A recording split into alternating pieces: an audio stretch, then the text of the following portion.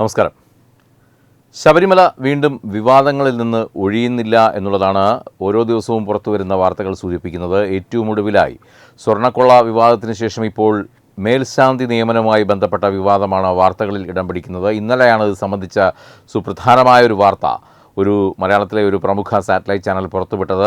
അതായത് നിലവിൽ ശബരിമലയിൽ സേവനമനുഷ്ഠിക്കുന്ന മേൽശാന്തി യോഗ്യത ഇല്ലാത്ത ആളാണോ, അല്ലെങ്കിൽ അവിടെ മേൽശാന്തിയായി നിയമനം കിട്ടേണ്ട യോഗ്യതകളിൽ ആ യോഗ്യത കൽപ്പിക്കപ്പെടുമ്പോൾ അത് കാറ്റിൽ പറത്തിയാണ് അദ്ദേഹം അവിടെ എത്തിയത്, ആ സ്ഥാനത്തേക്ക് എത്തിയത് എന്നുള്ള കാര്യമാണ്. അതിൻ്റെ നിർണായകമായ രേഖകൾ സഹിതമുള്ള വാർത്തയാണ് ഇന്നലെ വൈകിട്ട് ആ ഒരു സാറ്റലൈറ്റ് ചാനൽ പുറത്തുവിട്ടത്. ഇതിപ്പോൾ വലിയ ചർച്ചയ്ക്ക് വഴിവെച്ചിരിക്കുകയാണ്. പ്രത്യേകിച്ചും തിരുവിതാംകൂർ ദേവസ്വം ബോർഡിലെ ഏറ്റവും പ്രധാനപ്പെട്ട ഒരു ക്ഷേത്രമാണ്, കാനനക്ഷേത്രമാണ് ശബരിമല ശ്രീ ധർമ്മശാസ്താ ക്ഷേത്രം. അവിടെ എത്തുന്ന പൂജാരിമാർ, അവിടുത്തെ അയ്യപ്പനെ സേവിക്കാൻ കിട്ടുന്ന ഒരു വർഷം അയ്യപ്പനോളം തന്നെ ഉയർത്തപ്പെടുന്ന ഒരു പദവിയായിട്ടാണ് കാണപ്പെടുന്നത്. തിരിച്ച് ആ അയ്യപ്പ അനുഗ്രഹം ആവോളം കിട്ടിയ ഒരു വ്യക്തി എന്നുള്ള നിലയിലാണ് അദ്ദേഹം മലയിറങ്ങി വരുന്നത്. അതുകൊണ്ട് തന്നെ അയ്യപ്പൻ്റെ ഒരു പ്രതിപുരുഷനായിട്ടാണ് മേൽശാന്തിയെ കാണുന്നത്. അതുകൊണ്ട് തന്നെ അവിടുത്തെ നിയമനവും അത്രത്തോളം പരിപാവനമാണ്, അത് ദൈവനിയോഗമാണെന്നാണ് പൊതുവെ പറയാറുള്ളത്.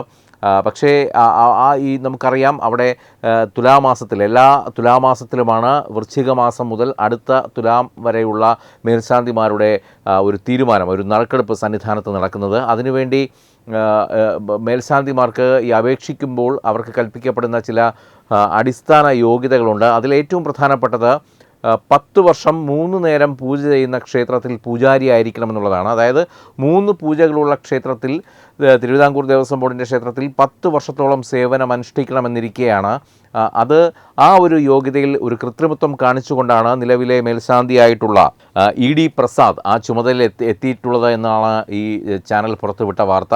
അതായത് ദിവസേന 3 പൂജകൾ നടക്കുന്ന ക്ഷേത്രത്തിൽ 10 വർഷം തുടർച്ചയായി മേൽശാന്തിയാകണമെന്നാണ് പ്രധാനപ്പെട്ട മാനദണ്ഡങ്ങളിൽ ഒന്ന്. ഈ മേൽശാന്തി തെരഞ്ഞെടുപ്പുമായി ബന്ധപ്പെട്ട വ്യക്തി സമർപ്പിക്കുന്ന വിവരങ്ങൾ അതേപടി അംഗീകരിക്കുകയല്ല, ഇഴകീറി പരിശോധിച്ച് പോലീസും വിജിലൻസും നൽകുന്ന ശുപാർശയിലാണ് നിയമനമെന്നിരിക്കെയാണ് ഇതിൽ ഒരു ചെറിയ ക്രമക്കേട് നടന്നതായി കണ്ടെത്തിയിട്ടുള്ളത്.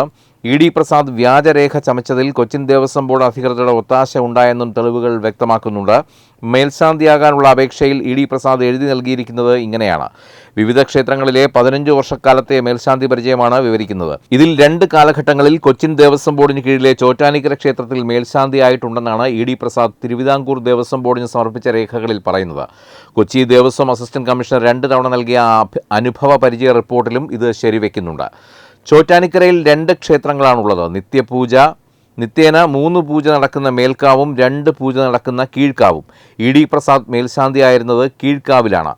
ചോറ്റാനിക്കര ദേവസ്വം അധികൃതർ നൽകിയ വിവരാവകാശ മറുപടിയിൽ ഇത് വളരെ വ്യക്തമാണ്. ചോറ്റാനിക്കരയിൽ മേൽക്കാവിൽ മേൽശാന്തിയാകണമെങ്കിൽ 45 വയസ്സ് പൂർത്തിയാക്കണമെന്നാണ് മാനദണ്ഡമുള്ളത്. 2015 ED പ്രസാദിന് വയസ്സ് 35 മാത്രമാണ്. അതായത് 2015 ED പ്രസാദ് അവിടെ മേൽശാന്തിയായെന്ന വ്യാജരേഖ ഉണ്ടാക്കിയപ്പോൾ പ്രായപരിധിയെക്കുറിച്ച് അപേക്ഷകനും ഈ തിരിമറിക്ക് കൂട്ടുനിന്നവരും ഓർത്തില്ല. ഒരുപക്ഷെ ദൈവം അവശേഷിപ്പിച്ച കയ്യൊപ്പ്, പൊതുവേ പറയാറുണ്ട് കുറ്റകൃത്യങ്ങൾ ചെയ്യുമ്പോൾ എന്തെങ്കിലും ഒരു വിരലടയാളം, ദൈവത്തിൻ്റേതായ ഒരു വിരലടയാളം അവിടെ ഉണ്ടാകാറുണ്ടെന്ന് എല്ലാവരും തന്നെ പറയാറുണ്ട്. അതുപോലെ തന്നെ ഈ ഒരു അട്ടിമറി അല്ലെങ്കിൽ ഒരു അട്ടിമറി ശ്രമം, ഇത്തരത്തിലൊരു കള്ളത്തനം ചെയ്തപ്പോഴും ഇവർ ഈ പ്രായം തിരുത്താൻ മറന്നുപോയി എന്നുള്ളത് തന്നെയാണ് ഇവർക്ക് ഏറ്റവും വലിയ തിരിച്ചടിയായി മാറിയിരിക്കുന്നത്. അതിൻ്റെ നിർണായകമായ രേഖകൾ സഹിതമാണ് ഇന്നലെ പ്രമുഖ സാറ്റലൈറ്റ് ചാനൽ ഈ വാർത്ത പുറത്തുവിട്ടത്. ആ വാർത്ത പുറത്തു വന്നതോടുകൂടി വലിയ രീതിയിലുള്ള ഹൈന്ദവ സംഘടനകൾക്കിടയിലും ഇത് വലിയ ചർച്ചകൾക്ക് വഴിവെച്ചിരിക്കുകയാണ്. നമുക്കറിയാം, കാലാകാലങ്ങളിൽ ദേവസ്വം ബോർഡിൽ ഏറ്റവും ഉയർന്നിട്ടുള്ള ഒരു പ്രശ്നം തന്നെയാണ് ഈ മേൽശാന്തി നിയമനവുമായി ബന്ധപ്പെട്ട ആരോപണങ്ങൾ. വലിയ രീതിയിലുള്ള കോഴ വാങ്ങിക്കൊണ്ടാണ് ഈ ആരോപണങ്ങൾ നടക്കുന്നതെന്ന് പല മാധ്യമങ്ങളും ഇതിനു മുമ്പും റിപ്പോർട്ട് ചെയ്യപ്പെട്ടിട്ടുണ്ട്. പക്ഷേ നമുക്കറിയാം, എല്ലാ വർഷവും അതൊരു പരിപാവന ചടങ്ങായി തന്നെ നടക്കാറുണ്ട്. തുലാമാസത്തിൽ നട തുറക്കുമ്പോൾ തുലാമാസം 1-ാം തീയതി ആണ് പന്തളം രാജകുടുംബത്തിൽ നിന്നും തിരഞ്ഞെടുക്കപ്പെട്ട 2 കുട്ടികളാണ് ക്ഷേത്രനടയിൽ വെച്ച് നറുക്കെടുക്കുന്നത്. 10 പേരുടെ ലോട്ടിടുമ്പോൾ അതിൽ നിന്ന് അവസാനം അയ്യപ്പനും ഈ മേൽശാന്തിയുടെ പേരും ഒരുമിച്ച് വരുമ്പോഴാണ് അത് മേൽശാന്തിയായി തിരഞ്ഞെടുക്കപ്പെടുന്നത്. അപ്പോൾ ഈ 10 പേരടങ്ങുന്ന പട്ടികയിൽ കയറിപ്പറ്റാൻ തന്നെ കോടികൾ ദേവസ്വം ബോർഡിന് കൈക്കൂലി കൊടുത്തു വേണം ആ സ്ഥാനത്തേക്ക് എത്താനെന്ന് പലരും പരസ്യമായും രഹസ്യമായും ഒക്കെ പറഞ്ഞിട്ടുണ്ട്.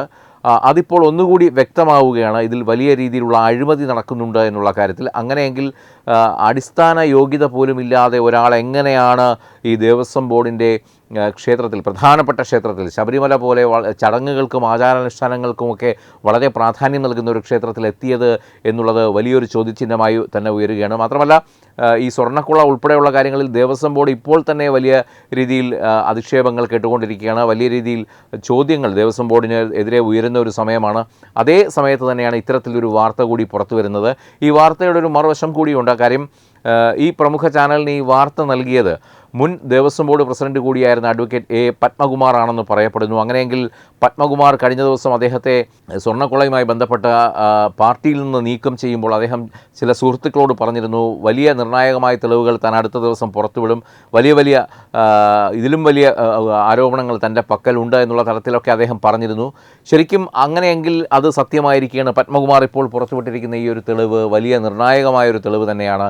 ദേവസ്വം ബോർഡിനുള്ളിൽ എത്രത്തോളം ക്രമക്കേട് നടക്കുന്നുണ്ട്. ദേവസ്വം ബോർഡ്, പ്രത്യേകിച്ചും ഈ മേൽശാന്തി നിയമനം എന്ന് പറയുന്നത് ദേവസ്വം മന്ത്രി മുതൽ ദേവസ്വം ബോർഡിലെ ഓരോ സ്റ്റാഫും അറിഞ്ഞുകൊണ്ട് നടക്കുന്ന ഒരു നിയമനമാണ്. ഒരുപാട് ഡോക്യുമെൻറ്റേഷനിലൂടെയൊക്കെ കടന്നു പോകുന്ന ഒരു പ്രോസസ്സാണ് ഇതിലുള്ളത്.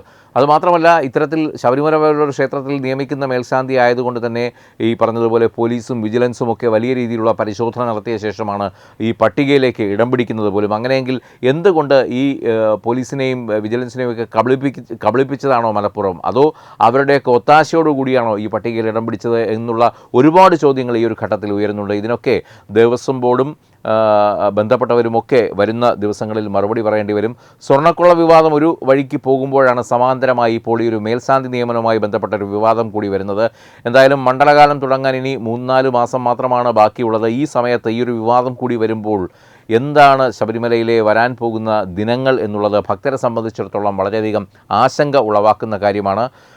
എന്തായാലും ഈ കാര്യങ്ങൾക്ക് വരുന്ന ദിവസങ്ങളിൽ നിലവിലെ ദേവസ്വം ബോർഡ് മന്ത്രി ഉൾപ്പെടെയുള്ളവർ മറുപടി പറയേണ്ടി വരും.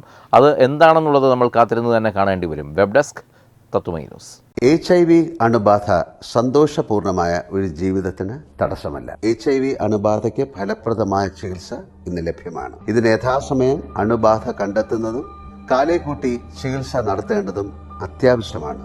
സൗജന്യമായ ചികിത്സയും മാർഗനിർദ്ദേശങ്ങളും സർക്കാർ ആശുപത്രികളിലെ ERT അഥവാ ഉഷസ് കേന്ദ്രങ്ങളിൽ ലഭ്യമാണ്. ആരോഗ്യ സംരക്ഷണം ഓരോരുത്തരുടെയും ഉത്തരവാദിത്തമാണ്. വിട്ടുവീഴ്ചയില്ലാത്ത നിലപാടുകളുമായി ദേശീയതയുടെയും സമാജത്തിൻ്റെയും ശാക്തീകരണത്തിനു വേണ്ടി തത്വമയിയുടെ ജൈത്രയാത്ര തുടരുകയാണ്. യൂട്യൂബിൽ മാത്രം തത്വമയിക്ക് 10 ലക്ഷം സബ്സ്ക്രൈബേഴ്സിലേക്ക് എത്താൻ ഏതാനും ചുവടുകൾ മാത്രമാണ് ബാക്കി. മറ്റ് സോഷ്യൽ മീഡിയ പ്ലാറ്റ്ഫോമുകളിലും തത്വമയിയുടെ നിറസാന്നിധ്യം തുടരുകയാണ്. ഈ അവസരത്തിൽ ഞങ്ങൾക്ക് നിങ്ങളോടുള്ള അഭ്യർത്ഥന ഞങ്ങളോടൊപ്പം നിൽക്കുക എന്നുള്ളതാണ്. നിങ്ങൾ ഉപയോഗിക്കുന്ന ഏത് സോഷ്യൽ മീഡിയ പ്ലാറ്റ്ഫോം ആണെങ്കിലും ഞങ്ങളുടെ വരിക്കാരാകുക, ഞങ്ങളെ സബ്സ്ക്രൈബ് ചെയ്യുക, നിങ്ങളുടെ സുഹൃത്തുക്കളിലേക്ക് തത്വമയിയുടെ ഈ സന്ദേശം പ്രചരിപ്പിക്കുക. ഞങ്ങളോടൊപ്പം നിൽക്കൂ, രാഷ്ട്രത്തോടൊപ്പം നിൽക്കൂ, ദേശീയതയ്ക്കൊപ്പം സഞ്ചരിക്കൂ.